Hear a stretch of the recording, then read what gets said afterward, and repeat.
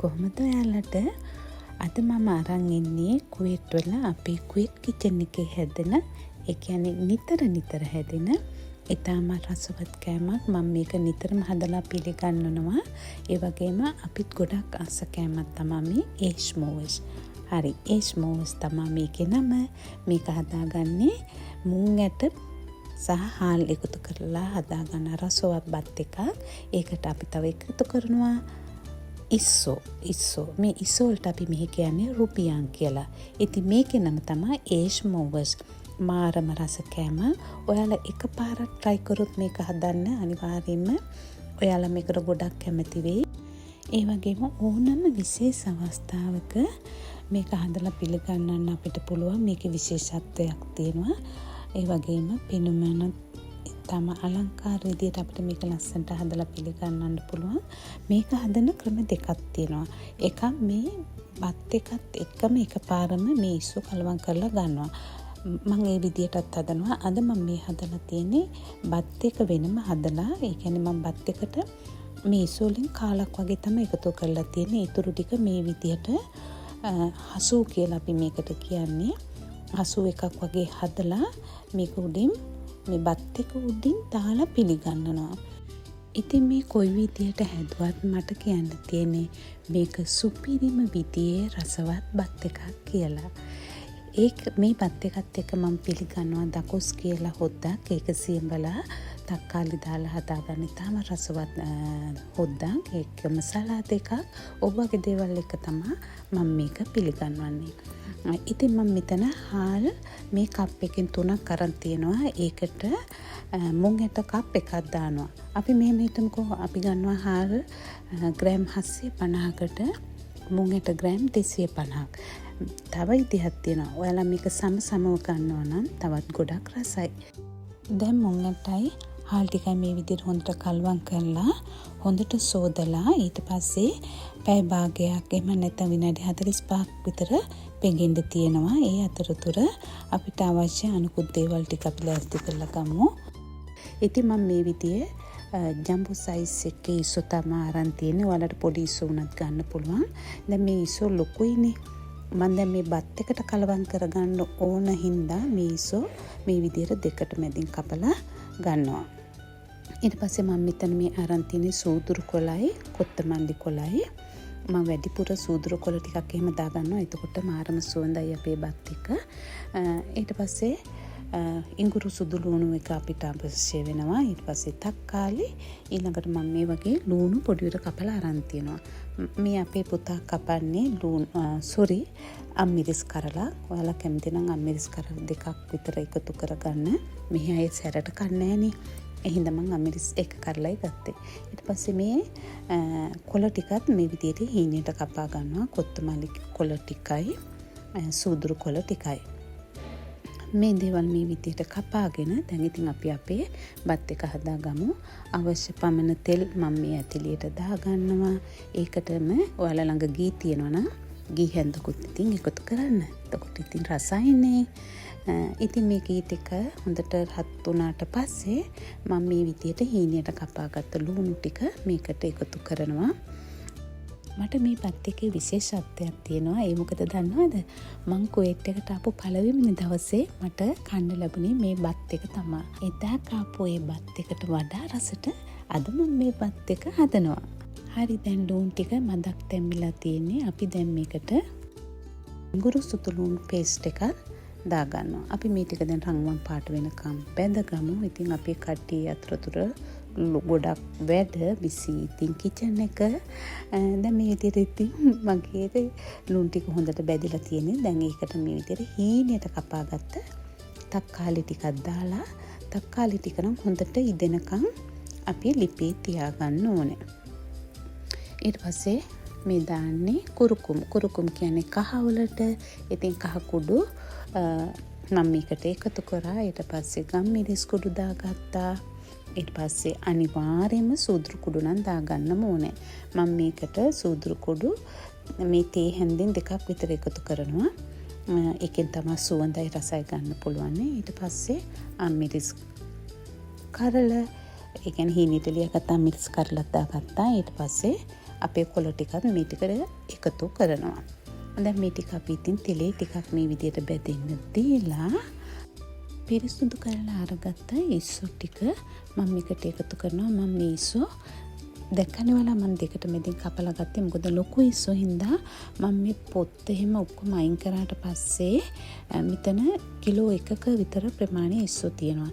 ඉතින් මම ඒකෙන් ග්‍රෑම් 250ක් විතර තමයි මේ බත් එකට එකතු කරන්න ඕන ප්‍රමාණයට ගත්තේ.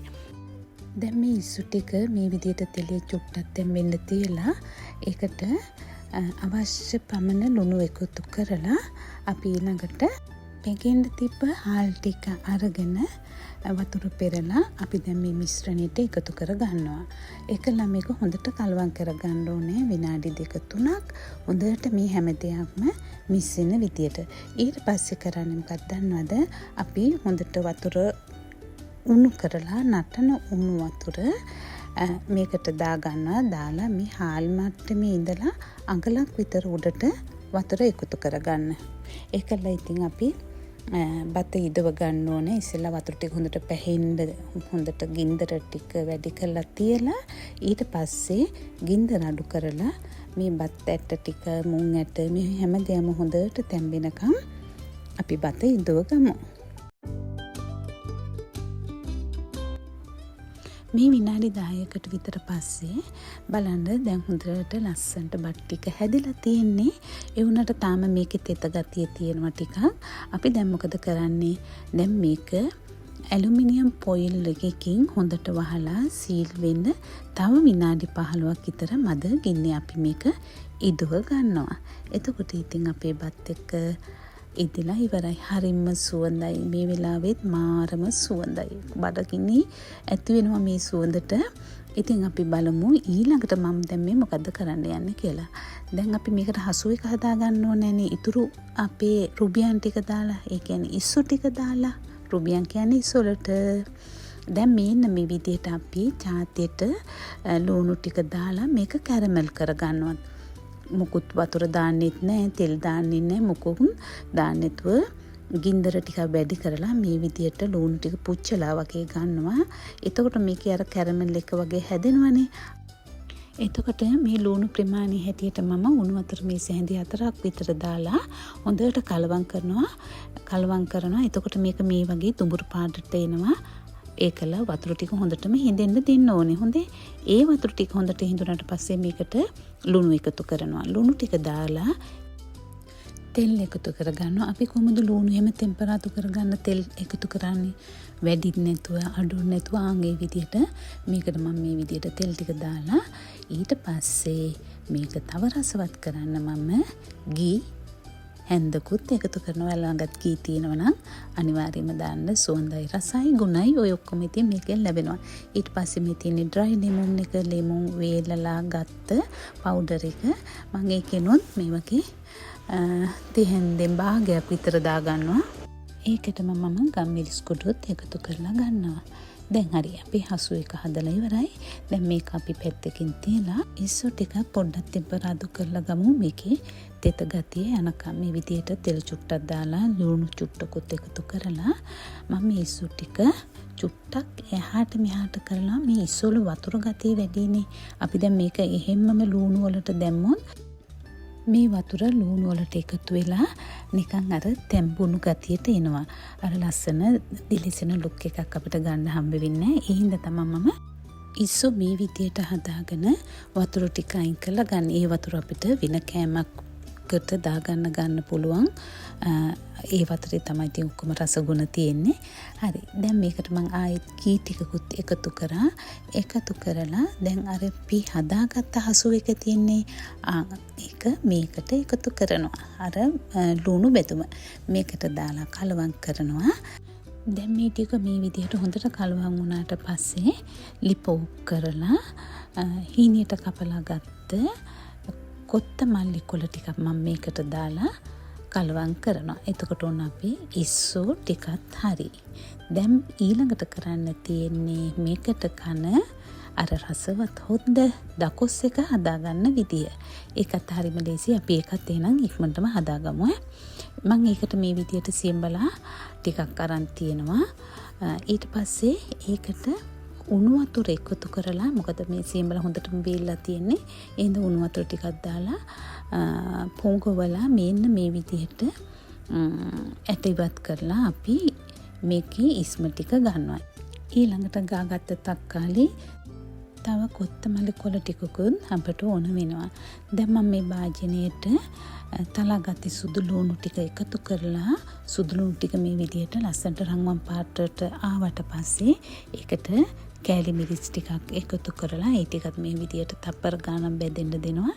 ඊට පස්සේ ඒකට සියඹලා වතුර ටික දාලා, ඊළඟට තක්කාලි ඉස්ම ටිකක් දාලා මේ ටික හොඳට කලවම් කරලා අපි මේක හොඳට ඉදෙන්න දෙමු. හොඳට මේ හොද්ද පැහිලා හොඳට එනකන් අපි මේ හොද්ද මෙන්න මේ විදිහට පැස්ස ගමු. දැන් මේක විනාඩි 10ක් විතර ගියාට පස්සේ මේ විදිහට පැහිලා එනවනේ, හොද්ද හොඳට නටනවනේ. ඒක පස්සේ අපි මේකට අර කපලා අරන් තියාගත්ත කොත්තමල්ලි කොළ ටික දාලා ලිප ඔෆ් කරනවා. ඔන්න දැන් මේ හැමදේම ඉතින් අපි හදාගෙන ඉවරයි. දැන් තියෙන්නේ අපි මේක පිළිගන්නන්න. මේ විදිහට මම ඉස්සරෝම බත් ටිකක් දාගන්නවා භාජනයේට. ඊට පස්සේ ඒක උඩින් මේ විදිහට අපි හදාගත්ත අර ඉස්සෝ හසුව එක දාගන්නවා, ඉස්සෝ බැදුම. ඉතින් ওই විදිහට තමයි අපේ කෑම එක හදලා ඉවර කරන්නේ. මං කිව්වේ මම මේකත් එක්ක සලාඩ් එකක් දෙනවා. ඊට පස්සේ අර අපි හදාගත්ත දකොස් එක, සියඹලා දකොස් එක, අනිවාර්යයෙන්ම සියඹලා දකොස් එක ඔයාලා හදන්න ආසාවෙන් ඔයාලා කයි. මේකට නියමයට මැච් වෙනවා මේ සියඹලා හොද්ද, මාරම රසයි. ඒක අනිවාර්යයෙන්ම ඉතින් උන් ආයෙසරෙන් මම කියනවා ඔයාලා මේ බත් එක හදද්දී මේ හොද්ද හදලා ගන්න. ඔන්න එනම් ඔයාලට ලස්සන දවසකට වටිනා මේනු එකක් දුන්නා. ඉතින් ඔයාලා මගේ මේ වීඩියෝ එකට කැමති නම් හොඳයි කියලා හිතෙනවා නම් ලයික් කරන්න, ෂෙයා කරන්න, ඒ වගේම මාව සබ්ස්ක්‍රයිබ් කරන්න කියලාත් මම ඔයාලගෙන් ආදරෙන් ඉල්ලනවා. එහෙමනම් අපි ආයෙත් මේ වගේම රසවත් කෑමක් හදන වීඩියෝ එකකින් හමු වෙමු. වීඩියෝ එක නරඹ ඔයාලට බොහොම ස්තුතියි.